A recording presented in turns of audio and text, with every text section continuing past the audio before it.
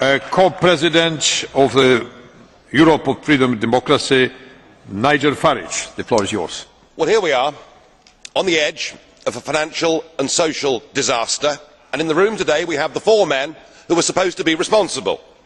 And yet we've listened to the dullest, most technocratic speeches I've ever heard. You are all in denial. By any objective measure, the euro is a failure.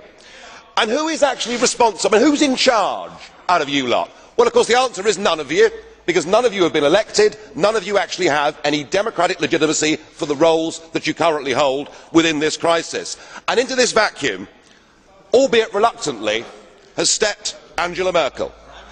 And we are now living in a German-dominated Europe. Something that the European project was actually supposed to stop. Something that those that went before us actually paid a heavy price in blood to prevent.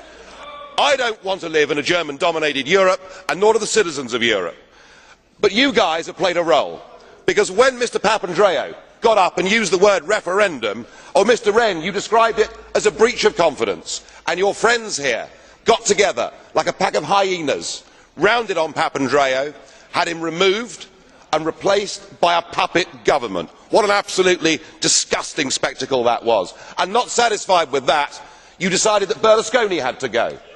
So he was removed and replaced by Mr Monti, a former European Commissioner, a fellow architect of this euro disaster, and a man who wasn't even a member of the Parliament. It's getting like an Agatha Christie novel, where we're trying to sort of work out who's the next person that's going to be bumped off. The difference is we know who the villains are. You should all be held accountable for what you've done. You should all be fired.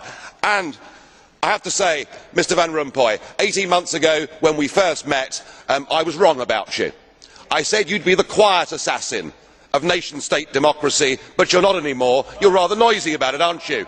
You, an unelected man, went to Italy and said this is not the time for elections, but the time for actions. What in God's name gives you the right to say that to the Italian people? Thank you.